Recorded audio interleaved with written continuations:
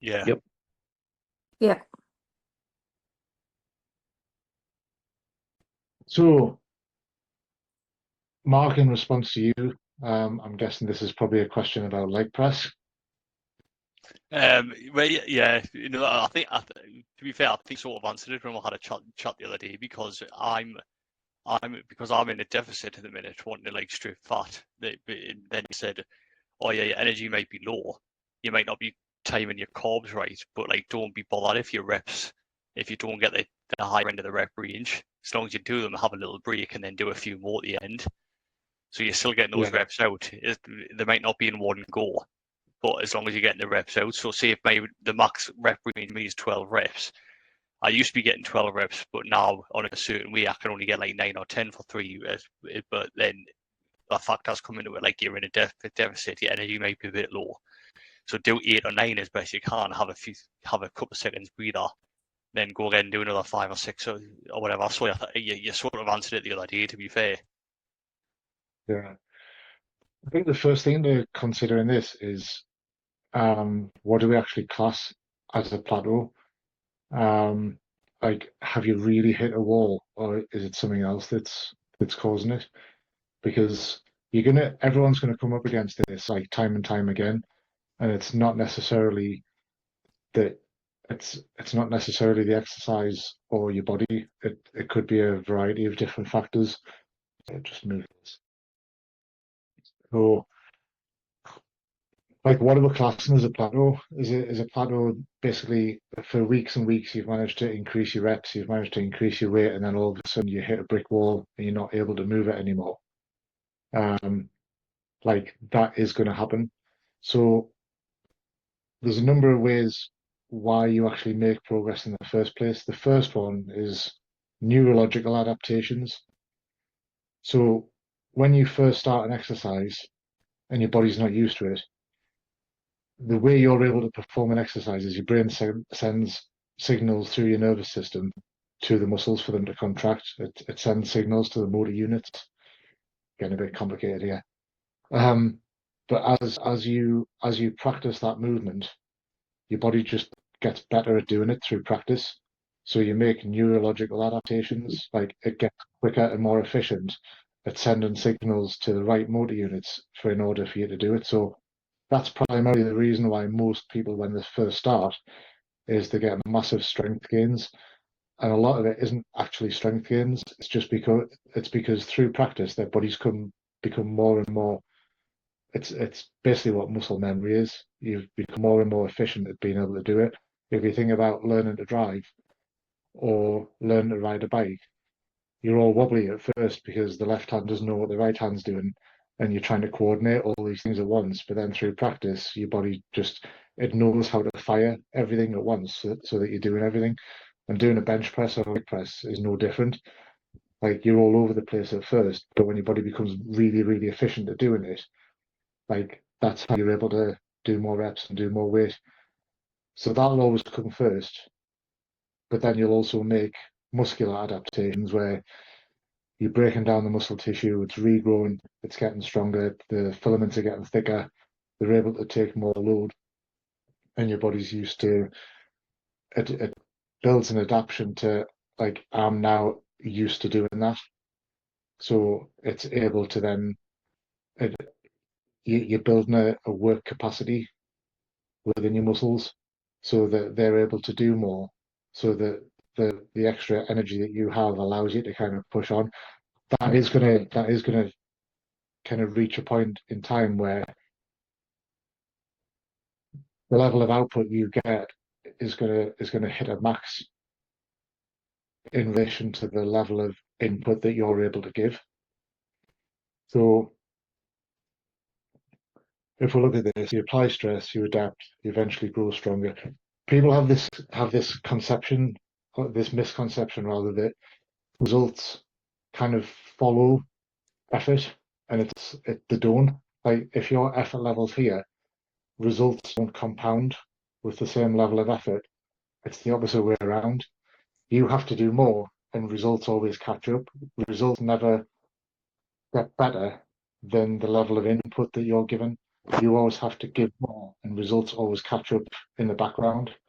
So if you're hitting a plateau, it's because you've reached a point where your input level has stalled. It's not your output; it's the amount of effort that you're able to put in, the amount of work that you're able to put in.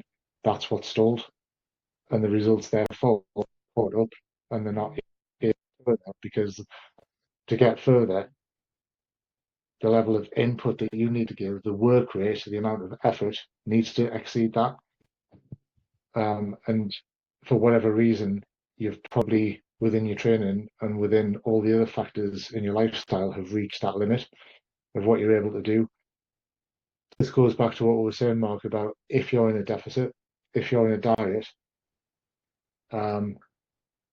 you just haven't got the resources there to keep pushing and to keep making progress. At best, you're going to keep yourself where you are. Jordan, this is probably similar for you. We're always in doing sessions where, like, I'm telling you to track your food and keep on your diet, and there's frustration there because I'm not getting more reps and I'm not able to put the weight up, but you can't because you're not providing your body the environment that's allowing it to do that because you're trying to lose weight. Laura, you're a classic example of when you first started, everything was flying. It was all singing, all dancing. Everything was going through the roof. But neurological adaptations were building week on week.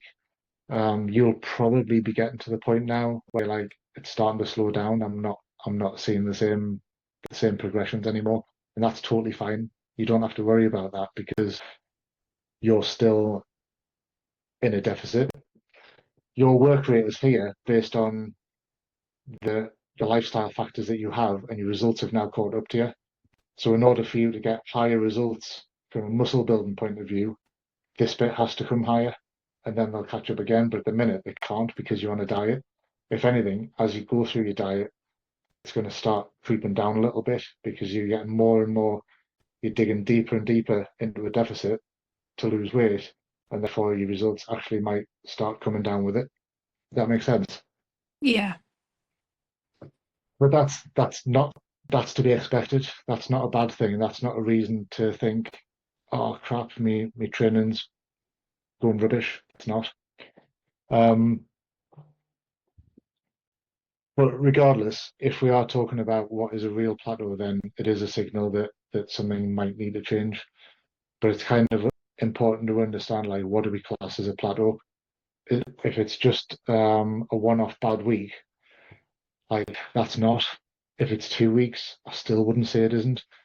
If you've been hammering the same thing for over a month and you're still not seeing the difference, then probably I would say it's time to look at something different. If it's just an occasional one-off or it's something within those first few weeks, you need to think of your training as almost like, when you did science experiments at school, you have constants and variables. So the only way that you know that something is working in an experiment is you have some things that are constant and you have one variable, and that the variable is the thing that you're testing. Weight training's the same. Your gym sessions are your variable. That's the thing that you're trying to keep changing week on week. Your constants are how many hours of sleep you get, what your stress levels like, and your food intake, and your water intake. So if you're looking at your training almost like a scientific experiment, if all your constants are haywire and they're different from week to week, then you can't expect to understand what your training variable is doing. Because if your training variable is going up and down, but the rest of your lifestyle is also going up and down, then it's impossible to track which one's causing the other one. So, and a good example is when I'm doing PT sessions with people and they're like, "Oh, I can't do it today." I was like, "How much water have you drunk so far today?" "Oh, I haven't had any." "Right, what have you had for your breakfast today?" "Oh, I haven't had any." "How was your sleep last night?" "I was up with the kids all night." So, from a session to session basis, if you're stalling, you need to look at them first. you can't just claim I'm not making progress, because you might be. It might be everything else in your life that's running riot and causing loads of issues. Mark, you've probably had sessions where you've been up with Emmy all night, and then you go in and try and do squats, and you're like, shit, I can't do that. Yeah. It's exactly the same. Sleep's a massive one. If your sleep's been rubbish for a few nights and you're in sleep debt, like your training's gonna suffer. Um, Even things like if you're used to training on a morning, and that becomes a constant, but then you switch to training at night, just that change is gonna alter what your output's gonna be. Does that make sense so far? Yeah. So what I'm saying here is there's a lot of different variables that you need to question yourself on and take into account before you pinpoint it on I need to change my exercise. Actually, your training is probably the last variable that you want to look at changing, because really it shouldn't need changing. Once you've identified everything else and ticked everything else off the list, like, yeah, but my sleep's fine. I'm consistent with my food. I know I'm hitting me protein goals and my carb goals every day. If you know you're doing all of those and your training's still suffering, then you need to change your training. And there's a few different things we can look at to go into there as well. Stress is a huge one. Like if you've had a I don't know about you, but if I come back off holiday and I'm relaxed and rested, and I'll go in and I'll have a great session and I'll feel really strong. But if I had a really shitty week of work, well, not now, but when I used to be when I used to work for, I won't mention them, um, that would have a massive impact. Like, Jordan, you've probably noticed this. You've had weeks where it's like it's been absolute chaos and you're Mhm. training on rubbish. Food's a big one. The amount of times I've spoken to people and their food's just not been they're not thinking about what they're eating the night before. I'll have someone come in. I had a lad this morning, and he'd only eaten 1,400 calories yesterday because he was too busy, and he hadn't had any breakfast this morning, and he was doing squats at 9:30. And I was like, you must have been up for hours. Like, there's no way you couldn't have fit some time in for something. So, like, little things like that. If you're putting yourself in that position, then you turn it up saying, I don't know what's wrong with us. I can't squat this week. Well, you know why you can't squat this week. Um, Obviously, if you're in a muscle building phase, that's completely different. While your training is progressing, your food's also progressing. Um, Mark, once you get down to abs at Christmas, we'll be pushing your food up, and you'll see it's in effect. Yeah. I'm doing it with Hannah at the minute. Like, she's gone from 1,200 calories. She's now on 2,200 calories. And she's only a tiny little thing, but like, her lifts are going through the roof again now just because of the extra food. Like, it makes a massive difference. Um, you should anyway be trying to progress your training every week, which is what I try and teach everyone to do, even if it's just one rep or a little tiny bit of weight. Maybe you've gone up too quickly, and you've chose a weight that's just too hard, and you might have managed it one week, but you're failing to manage it every other week. Maybe that jump from, a 35 kilo dumbbell to a 40 is just too much. And there's maybe other things you can do to increase the intensity before you start jumping up onto bigger dumbbells. Um,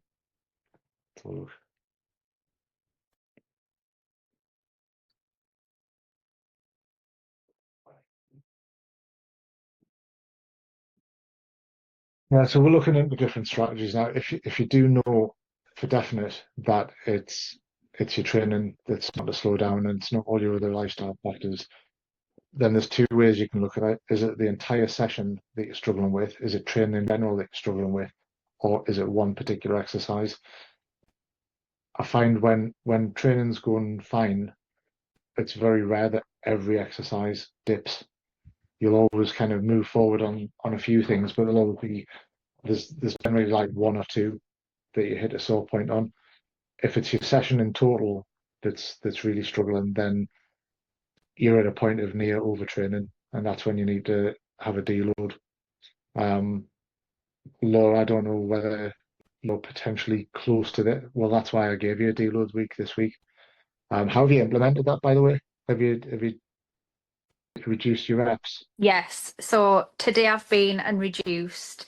But to be honest, I still struggle today, but then listening to this, potentially because we've dropped my calories as well. So that makes sense. Because like when I was there today, I thought, God, it's still hard work. Like I still found it really challenging today. But then I thought, well, I am still recovering. But then also I thought, ah, yeah. And then also from you going through this, my sleep pattern is all over the place, but you know that because obviously my shifts and stuff. So that's something I definitely need to work on. Yeah. I mean, another thing I haven't mentioned yet is central nervous system fatigue. So let's say most muscles can pretty much recover most of the way within 48 hours. You might still get some residual muscle soreness, but most muscles will recover um, to a large degree after 48 hours. So you can continue doing session after session after session, and your muscles will recover. What takes longer to recover is your central nervous system. So if you do a tough session, um, let's say muscular fatigue goes up, central nervous system fatigue goes up, and then when you rest, muscle fatigue starts to drop and recover, but your central nervous system takes longer. So then the next time you come in and do a session, that goes up, but starts to build higher and it starts to accumulate faster, which is why after a while, this one will reach a peak. And this is another good sign where your reps will literally just fall all over the place and you feel like you can't do anything. It's because your muscles have recovered, but your central nervous system hasn't. And when your central nervous system is overworked, those those nerve impulses that go from your brain to the motor units in your muscles are just like it's like a car with spark plugs. They're not firing. You're not firing on all cylinders. Things like signals go missing. They're not connecting, and that's when your performance really drops off. When that starts to happen, that's when you need deloads. That's when you need to have weeks where you just take your foot off the gas. You can still do something to keep your muscles stimulated, but you need it to be easy in order for your central nervous system to just kind of wind down and come back. Once that drops, you'll know because you'll feel great and you'll be able to push up again. Um, Classic signals of your nervous system becoming overworked is you start getting really ratty with people, you start struggling, you're smiling there like it's an everyday thing. Your sleep starts to suffer. Um, you start you start getting hungry and picking at things. Like I say, your overall like mental clarity just goes to pot because you're struggling. Like you can't function properly. And that's a good sign that you need to back off completely and just take a an easy week. So I've got a question with the rep ranges then, Phil. So Uh, if you're struggling to get to the top end of the rep range, see if for example if your rep range is 10 to 12 on a certain exercise, you can only get say a 7. You have a breather, you do that extra 5 reps after a breather. What do we mark down in the app? Is our rep range of what we've hit? Where do we put 7 or do we put 12? Good 7. Yeah, Depends what it depends what kind of breather it is. I mean, we talked about this when you were doing hack squats because you were doing like mini sets of 5 and taking a few breaths. Like you were you were pacing yourself rather yeah, than you weren't taking a rest because you needed to get your breath back. You were taking a rest because you were pacing yourself. yeah. So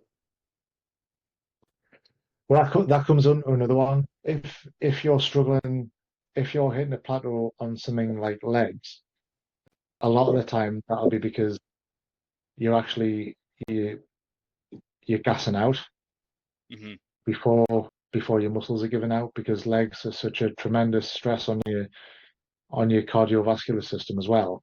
Hmm. Um, that you're actually, you know for a fact that you've got more reps in the tank, but you just can't do it because your breathing's all over the place and you literally can't get enough oxygen into your body.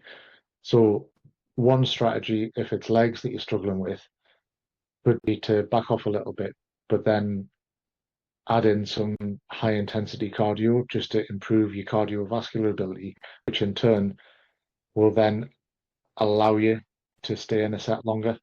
That actually works for a lot of other exercises as well. If your cardiovascular capacity is poor, you're going to gas out on sets before you get to the end. Back to rep ranges though, what I talked about, um, if you're working with a certain weight at a certain range, then your body has become adapted to switching on particular motor units for particular fibers that are going to be relevant for that weight. So a way you can get around that is to stay with the same exercise but change your rep ranges. Do another training block for a few weeks where you potentially can go up in weight but work in a lower rep range Hmm. just to build strength in a different rep range, then go back to the 8 to 12. Or you could even do it the other way around, go through a lighter weight and go in a 15 to 20 rep range to build more stamina and endurance, which means that when you go back into the 8 to 12 range, once you hit that 12th rep, you've still got some backup there because you've been training those fibers that are more used to the ones at the end of the set that can then kick in and help power you through. So it is actually worth at some point using a mixture of rep ranges within an exercise, or at least if you feel like you've hit a stale point, um, change your rep range. Hmm. So rather than switch the exercise out, try changing your rep range.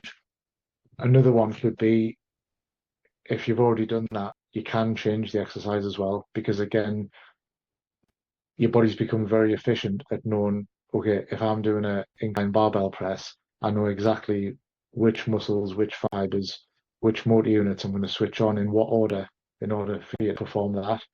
Hmm. Whereas a flat dumbbell press, even though it's a very similar exercise, might be completely different.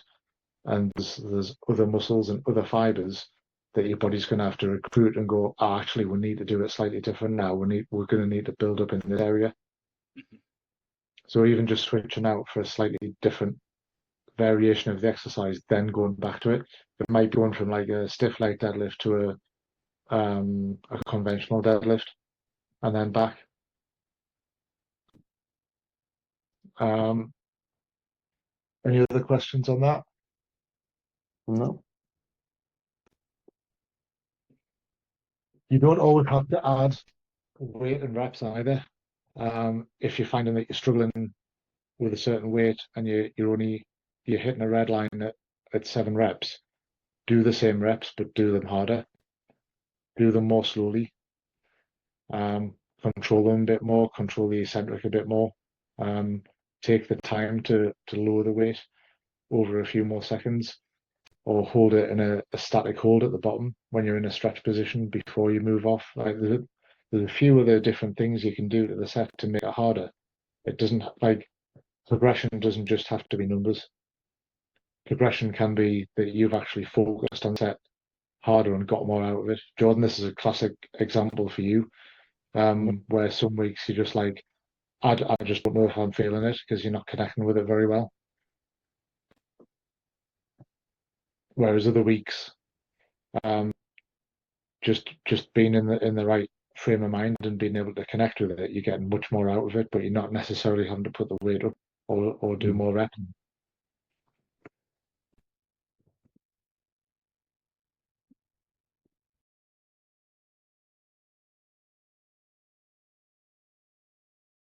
And again, come back to your point, Mark. I think a lot of it's down to like understanding your expectations.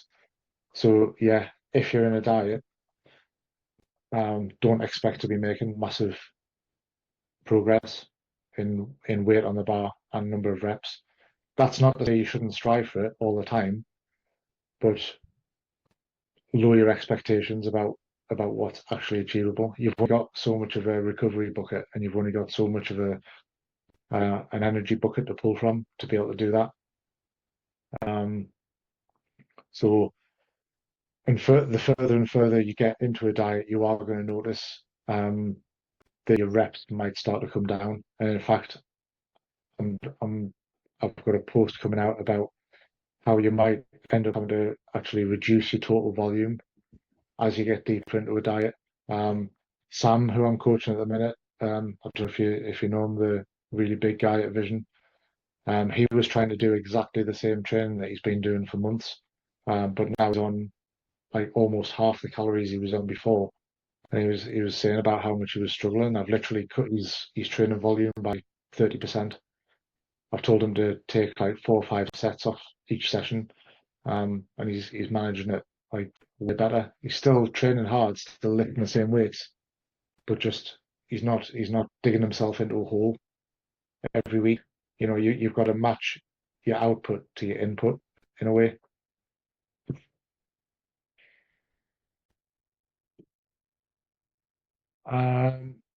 Just made some of the notes. Just see if there's anything else. Anyone got any other questions just while we're on?